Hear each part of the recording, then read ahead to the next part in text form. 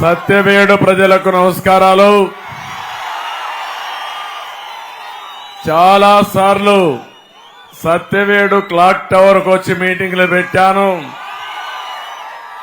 ఈసారి మీ ఉత్సాహం చూస్తున్నా, మీ అభిమానం చూస్తున్నా, నా 40 సంవత్సరాల్లో ఎప్పుడూ చూడని అభిమానం మీరు చూపిస్తున్నారు.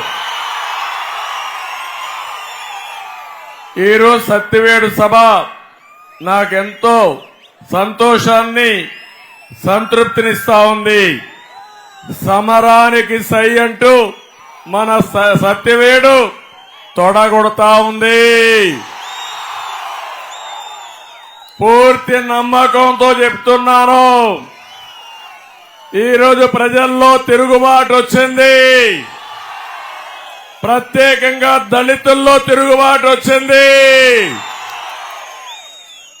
అవునా కాదా తమ్ముళ్ళు, మీరే చెప్పండి. ఇక్కడే కోనేటి ఆదిమూలం ఎవడో పుంగునూరులో ఉంటాడు, సత్యవేడులో ఇసుక, గ్రావెల్, మట్టి మొత్తం దొంగిలించి చెన్నైలో అమ్ముకుంటాడు. అడిగితే నువ్వు ఎమ్మెల్యేగా పనికిరావని ఎంపీ ఇస్తానంటే ఒకే మాట చెప్పాడు, నీ పార్టీ వద్దు, నీ ఎంపీ సీట్ వద్దు అని తిరుగుబాటు చేసిన వ్యక్తి కోనేటి ఆదిమూలం అని చెప్పి నేను మీకు తెలియజేస్తున్నా.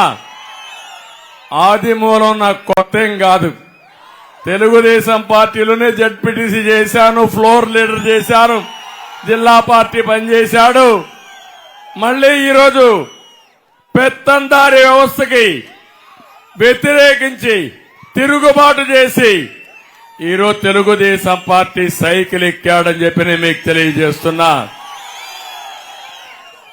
ఇంకో పక్క ఇక్కడే వరప్రసాద్ గారు ఒక ఐఏఎస్ ఆఫీసర్ అవమానాలు భరించలేక తిరుగుబాటు చేసి నీ సీట్ నాకు అవసరం లేదు, నేను వేరే పార్టీలో పోటీ చేస్తానని ఎన్డీఏ ఉమ్మడి అభ్యర్థిగా, బీజేపీ అభ్యర్థిగా పోటీ చేస్తున్నాడు.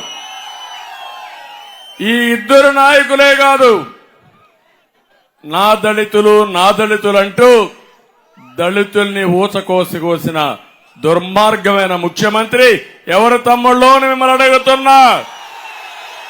సైకో జగన్మోహన్ రెడ్డి అవునా కాదా అని మిమ్మల్ని అడుగుతున్నా. ఈరోజు చెప్తున్నాను, సత్యవేడు సాక్షిగా చెప్తున్నాను, ఒక ఎస్సీ నియోజకవర్గం సాక్షిగా చెప్తున్నాను, రేపు జరిగే ఎన్నికల్లో 29 రిజర్వ్ నియోజకవర్గాల్లో మనమే గెలుస్తున్నాం. దానికి కారణం ఒకే విషయం అడుగుతున్నా. ఈరోజు మాట్లాడుతున్నాడు, ఇంటింటికి పోయి ఊరూరికి పోయి డబ్బులు ఖర్చు పెట్టి అవినీతి డబ్బులు వెదజల్లి బిర్యానీ ఇచ్చి ½ బాటిల్ ఇచ్చి మనుషుల్ని బస్సుల్లో దొరకొస్తే పారిపోతున్నారు తమ్ముళ్ళు. ఎవరు ఉండడం లేదు మీటింగుల్లో. అక్కడ గురించి నన్ను గురించి మాట్లాడుతున్నాడు. నేనేదో ఆయన తిట్టానని. తమ్ముళ్ళు, నేను ఎప్పుడన్నా తిట్టానా అని మిమ్మల్ని అడుగుతున్నా.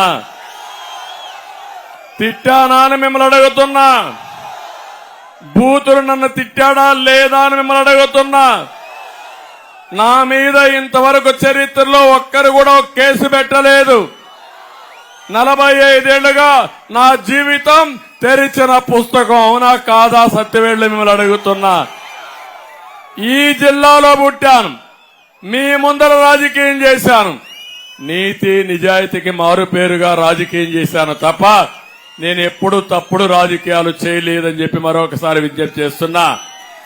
నేను అడుగుతున్నా మిమ్మల్ని అందరినీ, నా జీవితంలో ఒక కేసు పెట్టారు. ఎప్పుడు పెట్టారంటే బాబ్లీ విషయంలో సమైక్య ఆంధ్రప్రదేశ్ లో మహారాష్ట్రకు పోతే మహారాష్ట్ర పోలీసులు కేసు పెట్టారు. ఈ సైకో వచ్చి నా మీద 22 కేసులు పెట్టాడు తమ్ముళ్ళు అని మిమ్మల్ని చెప్తున్నా.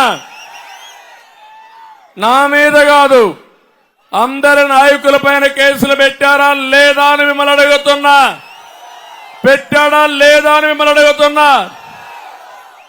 అణగదొక్కి ప్రజాస్వామ్యాన్ని అపహాసం చేసి తప్పుడు కేసులు పెట్టి వేధించి ఇప్పుడు పేదలు పరుస్తావా సైకో? ఎవరికి చెప్తావని నేను అడుగుతున్నా. అంటే నువ్వు కేసులు పెడితే అది రైట్. మేము ఏదైనా గట్టిగా ప్రజల తరపున పోరాడితే మేమేదో బండబూతులు తిడుతున్నామని మాట్లాడుతున్నాడు. నేను అడుగుతున్నా, ఈరోజు ఇక్కడ దళితులున్నారు. ఈ పార్లమెంటు అసెంబ్లీ దళితుల నియోజకవర్గం. ఈరోజు మీరు చూస్తే 27 సంక్షేమ పథకాలను రద్దు చేసిన దుర్మార్గుడు ఎవరు తమ్ముళ్ళు? ఈ సైకో జగన్మోహన్ రెడ్డి. అవునా కాదా అని అడుగుతున్నా. సమాధానం చెప్పు. 27 పథకాలను ఎందుకు రద్దు చేశావో సమాధానం చెప్పి అప్పుడు మీటింగ్లు పెట్టు, సిద్ధం పెట్టు, మేం సిద్ధమను. అప్పుడు నేను సమాధానం చెప్తా. ఇంకో పక్క నేను అడుగుతున్నా మిమ్మల్ని, ఎస్సీలకు రావాల్సినటువంటి సబ్ ప్లాన్ 28,000 కోట్ల రూపాయలు ఖర్చు పెట్టకుండా చేసిన దుర్మార్గుడు ఈ జగన్మోహన్ రెడ్డి సైకో. ఇంకో పక్క నేనున్నప్పుడు మీ అందరికీ భూమి కొనుగోలు చేసి ఇచ్చాను, ఆస్తినిచ్చాను. అలాంటిది 3,000 ఎకరాలు కొనిచ్చాను. ఆ స్కీమ్నే తీసేసిన దుర్మార్గుడు సైకో ఇప్పుడు సామాజిక న్యాయం అని మాట్లాడతాడు. నేను అడుగుతున్నా, ఎస్సీలకు బెస్ట్ అవైలబుల్ స్కూల్స్, ఇంకో పక్క కులాంతర వివాహాలు ఇవన్నీ రద్దు చేసేశాడు. రద్దు చేసి సామాజిక న్యాయం అంటాడు. ఇంకో పక్క స్టాండప్ ఇండియా కింద దళితుల్ని పారిశ్రామికవేత్తలు చేస్తా ఉంటే దాన్ని కూడా రద్దు చేసిన సైకో ఇది సామాజిక న్యాయం అంటాడు. నేను అడుగుతున్నా, ఉచిత విద్యుత్ ఇచ్చాను నేను 200 యూనిట్లు ఉచిత విద్యుత్ ఇచ్చిన పార్టీ తెలుగుదేశం పార్టీ. అవునా కాదా? ఎస్సీలు ఆలోచించండి. ఉందా ఇప్పుడని అడుగుతున్నా మిమ్మల్ని. ఇంకో పక్క దళిత పారిశ్రామికవేత్తలకి రాయితీలు ఇస్తే రద్దు చేశాడు. మెడికల్ సీట్లలో బీసీ కేటగిరీలో సీట్లు రిజర్వేషన్ చేస్తే రద్దు చేశాడు. బ్యాక్లాగ్ పోస్టులు రద్దు చేశాడు. పీజీ విద్యార్థులకు ఫీజు రియంబర్స్మెంట్ రద్దు చేశాడు. కేంద్ర సబ్సిడీలన్నీ రద్దు చేశాడు. దళిత ఉద్యోగుల స్టడీ లీవ్స్ రద్దు చేశాడు. అంబేద్కర్ స్టడీ సర్కిల్స్ రద్దు చేశాడు. ఆ రోజు నేను కారు డ్రైవర్ గా ఉంటే దళితులకి ఇన్నోవా కార్లు కొనిచ్చి ఓనర్ గా చేస్తే ఆ పథకాన్ని రద్దు చేసిన వ్యక్తి ఈ సైకో అని చెప్పి కూడా నేను మీకు తెలియజేస్తున్నా. ఇతని అహంకారం ఎంతవరకు వెళ్ళిందంటే, నేను విదేశ విద్యా విధానానికి అంబేద్కర్ పేరు పెట్టి కొన్ని వేల మందికి సహాయం చేస్తే ఆ పేరు మార్చి సైకో పేరు పెట్టుకొని అది కూడా ₹1 ఇవ్వలేదు. ఇది ఇతను చేసిన అన్యాయం. నేను అడుగుతున్నా, ఈరోజు చాలా మంది దళితులు ఈ పెత్తందారి ప్రభుత్వంలో దళితులు ఎవరన్నా నోరెప్పితే వాళ్ళ గొంతు నొక్కేసిన దుర్మార్గులు ఈ పెత్తందారులు ఈరోజు ఇష్టానుసారంగా చేసే పరిస్థితికి వచ్చారు. 4.5 ఏళ్లలో దళితుల పైన 6,000 కేసులు పెట్టారు. ఇంకో పక్క 188 మంది దళితులు ఆత్మహత్యలు చేసుకుని చనిపోయే పరిస్థితికి వచ్చారు. ఎవరైనా మద్యం పైన ప్రశ్నిస్తే ఇక్కడే ఒక పెత్తందారి, పెద్దిరెడ్డి, నీ ఊరేది పెద్దిరెడ్డి అని అడుగుతున్నా. నీ పెత్తనం సత్యవేడి పైన నీ పెత్తనం ఏంటని అడుగుతున్నా. సమాధానం చెప్పే ధైర్యం ఉందా అని అడుగుతున్నా. ఏం తమ్ముళ్ళో చెప్పండి. 200 టిప్పర్లు సత్యవేడు నుంచి ఇసుక గాని గ్రావెల్ గాని మట్టి గాని చెన్నై నగరానికి పోయిందా లేదా అని మిమ్మల్ని అడుగుతున్నా. పోయిందా లేదా తమ్ముళ్ళు? నేను వెళ్ళాను, సురుటిపల్లి దగ్గరికి వెళ్ళాను, నేనే చూశాను.